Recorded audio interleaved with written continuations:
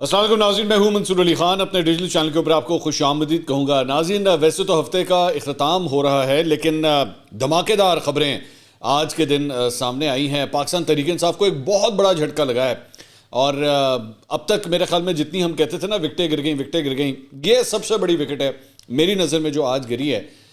اس سے بڑا نقصان میری نظر میں پاکستان تحریک انصاف کو نہیں ہو سکتا تھا۔ ایون دو ظاہری بات ہے ان کے لونڈے لپاڑے اور یہ سارے جو ہے وہ یہی کہیں گے کہ جی اس کو ڈاؤن پلے کریں گے اینڈ آل دیٹ، لیکن یہ بہت بڑا نقصان ہے۔ اس کی ساری تفصیلات میں آپ کے ساتھ شیئر کر رہا ہوں۔ اس کے ساتھ ساتھ ایک بہت بڑی گرفتاری ہو گئی ہے، اور یہ گرفتاری ابھی تک سامنے نہیں آ رہی اتنی اہم طریقے سے یا ہائی لائٹڈ طریقے سے جسے کہہ سکتے ہیں، جتنی بڑی یہ خبر ہے۔ میں اس کا تھوڑا بیک گراؤنڈ آپ کو سمجھاؤں گا، then you will get an idea کہ میں کس کی بات کر رہا ہوں۔ آپ سے ریکویسٹ ہے کہ چینل کو سبسکرائب ضرور کیجئے، بیل آئیکن ضرور پریس کیجئے، اور ہم 1 ملین سبسکرائبرز کے ٹارگٹ کی طرف اس وقت رواں دواں ہے، اور آپ کی مدد درکار ہے۔ اور اگر آپ کو ہماری ویڈیو پسند آئے اسے لائک اور شیئر ضرور کیجئے گا۔ I'll start going through the news very quickly۔ ایک تو جناب IMF مشن کے مختلف محکموں سے تکنیکی سطح کے مذاکرات اب ختم ہو گئے ہیں۔ تکنیکی سطح کے مذاکرات جو ہیں وہ FBR کے ساتھ جاری تھے، اور ان کو ٹیکس کلیکشن کے حوالے سے جو ہے ساری ڈیٹیلز ان کے ساتھ شیئر کی گئی ہیں۔ اب FBR، وزارت خزانہ اور اسٹیٹ بینک سے پالیسی سطح کے اوپر مذاکرات کا آغاز جو ہے وہ پیر سے ہوگا، اور یہ مذاکرات وزارت خزانہ، FBR، اسٹیٹ بینک اور وزارت توانائی کے ساتھ ہوں گے۔ یہ بھی ایک مشکل ٹاسک ہے، اور سخت مطالبات سامنے آ سکتے ہیں، خاص طور پہ وزارت توانائی اور وزارت پیٹرولیم کے حوالے سے۔ ایون دو آپ نے پیٹرولیم لیوی جو ہے کافی انکریز کر دی ہوئی ہے، اب دیکھتے ہیں کہ اس کا کیا بنتا ہے۔ اچھا جی، اب میں سب سے پہلے جو ہے وہ اس گرفتاری کے اوپر آپ کے ساتھ شیئر کرنا چاہوں گا۔ معروف کاروباری شخصیت ہیں اور صنعت کار اقبال زیڈ احمد، انہیں حیدرآباد سے گرفتار کر لیا گیا۔ اب عام طور پہ لوگوں کو زیادہ ان کے بارے میں انفارمیشن نہیں ہوگی کہ یہ کون ہے، اور اقبال زیڈ احمد کو زیادہ لوگ نہیں جانتے ہوں گے، لیکن ان کا تھوڑا سا بیک گراؤنڈ جو ہے وہ جب میں آپ کو بتاؤں گا تو پھر آپ کو آئیڈیا ہوگا۔ صرف اس سے اندازہ لگائیے کہ یہ سامنے اسکرین کے اوپر 2019 میں پروفٹ میگزین نے ان کو نام دیا تھا how Iqbal Z Ahmed became the gas king of Pakistan. Gas king of Pakistan مطلب یہ مختلف جو LPGs وغیرہ کے ٹھیکے شکے وغیرہ ہوتے تھے، کانٹریکٹس وغیرہ ہوتے تھے، ان کے بارے میں ان کا کہا جاتا تھا کہ جی یہ اس سیکٹر کو رول کرتے ہیں۔ اچھا، دوسری بات یہ ہے کہ صرف ان کا ساتھ ہی ساتھ صرف انہیں گرفتار نہیں کیا گیا، خبر ہے کہ ان کے 2 بیٹوں کو بھی گرفتار کر لیا گیا۔ ان کے 2 ہی بیٹے ہیں اور انہیں بھی گرفتار کر لیا گیا ہے۔ اچھا، یہ جو 2 بیٹے ہیں اس میں سے ایک کا نام فصیح ہے، دوسرے بیٹے کا نام اس وقت میرے ذہن میں نہیں آ رہا، لیکن ان کے بارے میں ان کا جو ایک بیٹا ہے وہ لاہور لٹریچر فیسٹیول اس کو آرگنائز کرنے والے صاحب جو ہیں وہ ہیں، ان کے صاحبزادے لاہور لٹریچر فیسٹیول کو وہ آرگنائز کرتے ہیں، انہیں بھی گرفتار کیا گیا ہے۔ اچھا، دوسری بات یہ کہ ایک میگزین آتا تھا نیوز ویک پاکستان، وہ بھی ان کا تھا۔ تو یہ میڈیا کے اندر بھی جو ہے وہ کافی اثر و رسوخ رکھتے رہے ہیں۔ اب وہ جو میگزین ہے نیوز ویک پاکستان، اب اس کی جگہ کے اوپر پاکستان سٹینڈرڈ کے نام سے اب یہ میگزین آتا ہے۔ یہ تقریباً 1.5 سال پہلے جو ہے میرا خیال میں، I'm not sure، لیکن یہ اب ختم ہو چکا ہوا ہے۔ اچھا، یہ جو فصیح صاحب ہیں، فصیح صاحب نے جو بتایا جا رہا ہے کہ وہ بھی گرفتار ہو گئے ہیں، انہوں نے خدیجہ شاہ کے حق میں بھی کچھ ٹویٹس کی ہوئی ہیں۔ میں نہیں جانتا کہ یہ گرفتاری کے چکر میں ہے، لیکن میں صرف آپ کو یہ بتا رہا ہوں کہ انہوں نے ہوگا آپس میں کوئی ریلیشن ہوگا مے بی ان کی فیملی کے ساتھ، تو ان کے حق میں بھی ٹویٹس کی ہوئی ہیں۔ بیسکلی بتایا گیا ہے کہ احتساب عدالت نے اقبال زیڈ احمد کی ضمانت میں توسیع نہیں کی تھی، اور ان پر قومی خزانے کو 29 ارب روپے نقصان پہنچانے کا ریفرنس دائر ہے۔ ان کے خلاف منی لانڈرنگ ایکٹ کے تحت ریفرنس دائر کیا گیا تھا۔ دسمبر 2013 میں چیئرمین نیب نے اقبال زیڈ احمد کے خلاف ریفرنس دائر کرنے کی منظوری دی تھی۔ ریفرنس کے مطابق اقبال زیڈ احمد کی کمپنی سے اربوں روپے کی ٹرانزیکشن برطانیہ سمیت دیگر ممالک میں ہوئی تھیں۔ ان کے اوپر منی لانڈرنگ کے بھی الزامات ہیں، اور اس سے قبل نیب کراچی نے business tycoon Iqbal Z Ahmed کو منی لانڈرنگ کے الزام میں گرفتار بھی، یہ پہلے بھی گرفتار ہو چکے ہیں، اب یہ ان کی دوبارہ گرفتاری ہے۔ تو میڈیا سے بھی تعلق ہے اور گیس سیکٹر سے بھی ان کا بہت بڑا تعلق ہے، تو اس لیے یہ بڑی ایک سگنیفیکنٹ نیوز ہے میری نظر میں۔ اچھا، دوسری بات یہ کہ ایک افسوسناک خبر جو آج آئی وہ آئی خیبر پختونخوا کے نگراں وزیر اعلیٰ کے حوالے سے۔ اعظم خان صاحب وہ انتقال کر گئے ہیں۔ بتایا گیا کہ گزشتہ شب انہیں ہاسپٹل لایا گیا تھا، ان کے دل میں کچھ تکلیف تھی، اور RMI ہاسپٹل ان کو لایا گیا تھا۔ طبیعت رات ہی سے تشویشناک تھی اور وہ عارضہ قلب میں مبتلا تھے۔ رات بھر وہ زیر علاج رہے، انتہائی نگہداشت آئی سی یو کے اندر موجود تھے، اور 8:30 بجے رات کو ان کی رپورٹ آئی تھی، جس کے بعد آپریشن کا فیصلہ کرنا تھا۔ صبح 9 بجے وہ خود اٹھ کے واش روم گئے ہیں، لیکن اس کے بعد انہیں ہارٹ اٹیک ہوا اور ان کی ڈیتھ ہو گئی۔ انا للہ و انا الیہ راجعون۔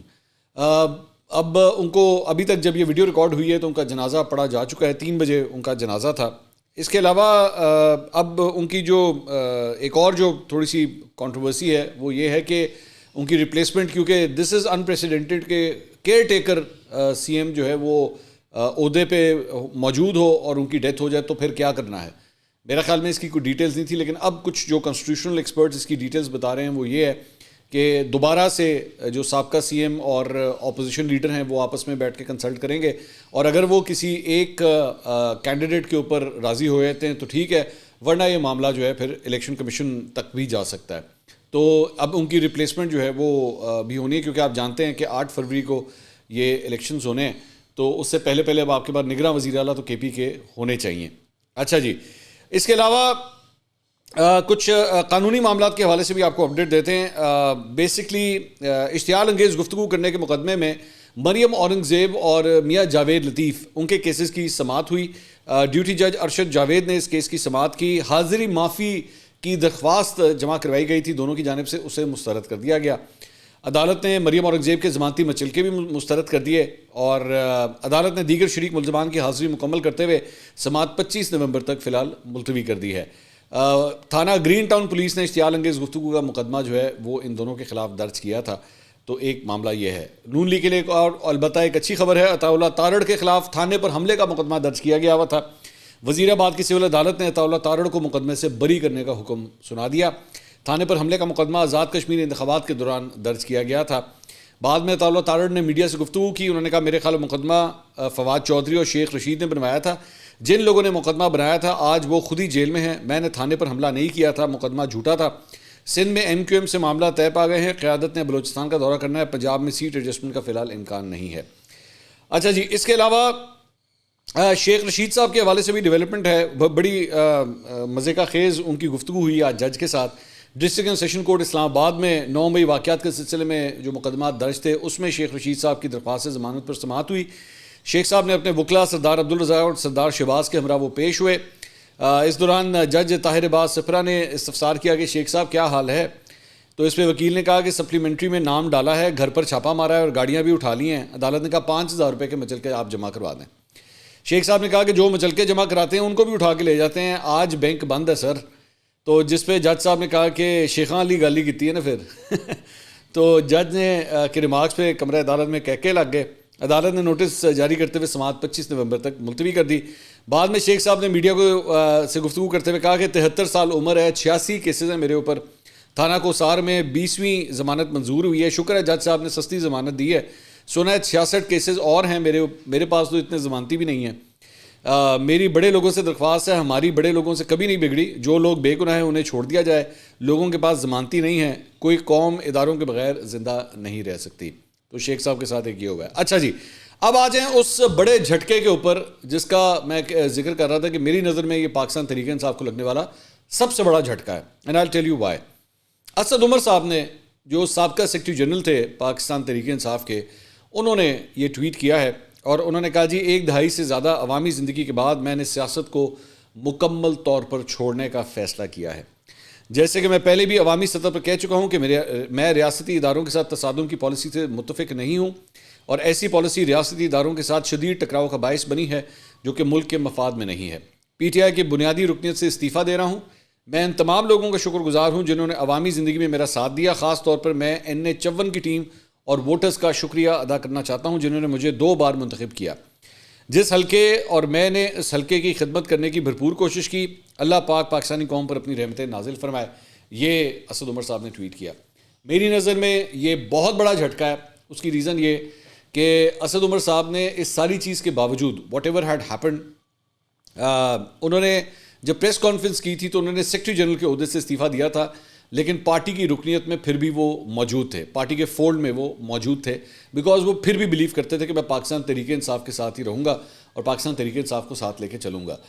اس دوران ان کو بار بار مختلف ٹاک شوز میں یا جب بھی میڈیا سے گفتگو ہوئی ان سے کہا بھی جاتا کہ جی آپ کو سائڈ لائن کر دیا گیا ہے, یہ دیکھیں کیا ہو گیا. مطلب ظاہری بات ہے آپ سے پوکنگ قسم کے کویشچنس تو ہوتے ہیں, لیکن انہوں نے کوئی جملہ کوئی بات عمران خان کے خلاف نہیں کی. بلکہ پی ٹی آئی نے, مجھے اچھی طرح یاد ہے کاشف عباسی صاحب کو ایک انٹرویو جب دیا تھا تو اس کے بعد انہوں نے تنقید کی تھی. انہوں نے کہا تھا کہ ہم سمجھاتے تھے, ہم بہت کہتے تھے کہ جناب اتنا ایکسٹریم کے اوپر مت جائیں, لیکن ہماری بات نہیں سنی جاتی تھی. اور اب دیکھیں کیا خمیازہ جو ہے بھگتنا پڑا ہے. جیسے ہی وہ پروگرام ختم ہوا تھا اگلے 1.5 سے 2 گھنٹے کے اندر اندر ہی پاکستان تحریک انصاف نے اسد عمر کے خلاف ہی پوری ایک پریس ریلیز جاری کر دی تھی. اس کے بعد ایک موقع کے اوپر کورٹ کے اندر اس میں عمران خان صاحب اور اسد عمر دونوں کی کیسز کی سماعت اکٹھی تھی, مطلب ایک ہی معاملہ تھا. وہاں پہ عمران خان صاحب نے ہارڈلی کوئی انٹریکشن کیا تھا اسد عمر کے ساتھ, تو ان کو بالکل ہی اسد عمر صاحب کو ایک قسم کا سائڈ لائن کر دیا گیا تھا پی ٹی آئی کے اندر. پی ٹی آئی کے ڈے ٹو ڈے افیئرس کے اندر بھی ان کا کوئی لینا دینا نہیں تھا, فون کے اوپر کوئی بات چیت نہیں ہوتی تھی, کور کمیٹی کا وہ حصہ نہیں رہے تھے, نئے چہرے آ چکے ہوئے تھے, وہ کور کمیٹی کے معاملات کو سنبھال رہے تھے. He was dealt in the most cruel way. مطلب نوئنگ, آپ کو پتہ ہونا چاہیے تھا, آپ کو نبض کا پتہ ہونا چاہیے تھا کہ اس وقت کیا صورتحال ہے, پارٹی کس چیز میں سے گزر رہی ہے. اگر ایک آدمی نے یہ ایک سٹیپ لیا بھی تھا لیکن وہ پھر بھی آپ کے ساتھ سنسیئر تھا, پارٹی کے اندر ہی تھا, اس نے کوئی استحکام پاکستان پارٹی نہیں جوائن کی تھی, کوئی دیگر جماعت میں چھلانگ نہیں ماری تھی, تھا وہ پی ٹی آئی کے اندر ہی. لیکن آپ لوگوں کے اس ایٹیٹیوڈ کی وجہ سے اور جس طریقے سے آپ نے ان کو ڈیل کیا, الٹیمیٹلی اب اس نے سیاست ہی چھوڑ دی. اسد عمر صاحب کنٹروورسیز رہیں, میں اگر ان کے ایک سیاسی کریئر کی میں بات کروں, بہت کنٹروورسیز رہیں. ان کو پہلے سال کے اندر ہی وزارت خزانہ سے ہٹا دیا گیا اور ان کو خود بھی نہیں پتا تھا کہ جب انہیں ہٹایا گیا آنن فانن یہ کام ہوا. ایک دن پہلے تک ایوری تھنگ واز فائن اور سڈنلی واز دین آسک کہ جی اب آپ فارغ ہیں. اور پھر انہوں نے خود پریس کانفرنس کی تھی اور انہوں نے کہا کہ جی میں یہ عہدہ جو ہے میں چھوڑ رہا ہوں. ان سیریمونیسلی مطلب ان کو وہ عہدہ چھوڑنا پڑا. بعد میں اس کے بعد دوبارہ کچھ دیر یہ سائٹ پہ رہے تھے, لیکن پھر دوبارہ ان کو کیبنٹ میں شامل کر لیا گیا تھا. لیکن پھر کووڈ کے دوران جو کووڈ کے سلسلے میں جو کمیٹی بنی تھی اور جس نے جو ایک ورک فورس بنی تھی اس کو اسد عمر صاحب ہیڈ کر رہے تھے اور بڑا بریلینٹلی انہوں نے اس دوران وہاں پہ کام کیا. ظاہری بات ہے آپ ان کے نظریات سے ان کے اقدامات سے اختلاف کر سکتے ہیں, سب کا رائٹ ہے, لیکن he was one of the sane voices in Pakistan Tehreek Insaf. میں ان کو بہت ہائیلی ریٹ کرتا ہوں. میں نے ان کے منہ سے کبھی کوئی بدتمیزی, کوئی گندی گفتگو, عام طور پہ جو زیادہ تر پی ٹی آئی کے لوگوں کا ایک وتیرہ رہا ہے, میں نے اس قسم کی کوئی گفتگو کبھی ان سے نہیں سنی. ایون دو ان کے بھائی جو ہے زبیر صاحب وہ نون لیگ میں تھے, دونوں بھائیوں کا ڈفرینٹ ایک پرسپیکٹو تھا. ایون دو ویسے زبیر صاحب کے بھی آج کل مسائل چل رہے ہیں نون لیگ کے ساتھ, یہ بھی میں آپ کو بتا دوں, کیونکہ وہ بشیر میمن صاحب کو جو نون لیگ سندھ کا صدر بنایا گیا ہے اس پہ زبیر صاحب کے بارے میں خبریں آ رہی ہیں ہی از ناٹ ٹو کمفرٹیبل, کیونکہ بڑے پرانے کام کرنے والے سابق گورنر سندھ, سب سے بڑی بات یہ. لیکن یہ عہدہ جو ہے وہ آپ نے ایک نیو کمر کو, جس کو بھی 1.5 مہینہ بھی نہیں ہوا تھا, آپ نے ان کو دے دیا. تو زبیر صاحب بھی, اور زبیر صاحب کا صرف یہ نہیں, زبیر صاحب کو جو ہے وہ نواز شریف مریم نواز کا ترجمان تک بنایا گیا تھا. تو اس کے باوجود جو ہے وہ یہ عہدہ P M L N Sindh کا عہدہ جو ہے صدارت کا, وہ بشیر میمن صاحب کو دے دیا گیا. تو دونوں بھائی جو ہیں وہ کچھ زیادہ, ایون دو اسد عمر صاحب نے تو سیاست چھوڑ دی ہے, زبیر صاحب ابھی بھی سیاست کے اندر ہی ہیں. لیکن ایسا ہونا نہیں چاہیے تھا. اٹس اے سیڈ ڈے, میری نظر میں اٹس اے سیڈ ڈے. انہوں نے بڑی محنت کی ہے پی ٹی آئی کے ساتھ, بہت ٹائم لگایا. جب لوگ لیفٹ رائٹ اینڈ سینٹر چھوڑ کے جا رہے تھے وہ تب بھی پی ٹی آئی کے ساتھ رہے, لیکن آج الٹیمیٹلی انہوں نے سیاست کو ہی خیر بات کہہ دیا. اچھا جی, اس کے علاوہ بشرا بی بی کی گرفتاری, یہ بھی ایک کنٹروورشل خبر ہے. کیا وہ ہونے والی ہے؟ انصار عباسی صاحب نے بیسکلی یہ خبر دی ہے. انہوں نے آج جنگ میں لکھا کہ پی ٹی آئی کے چیئرمین عمران خان کی اہلیہ بشرا بی بی آنے والے وقت میں سنگین مشکلات کا شکار ہو سکتی ہیں. باخبر ذرائع کا کہنا ہے کہ نیب والے کچھ شواہد کی باریک بینی سے جائزہ لے رہے ہیں اور اگر تصدیق ہوگی تو بشرا بی بی کی حیثیت گواہ سے ملزم میں تبدیل ہو جائے گی.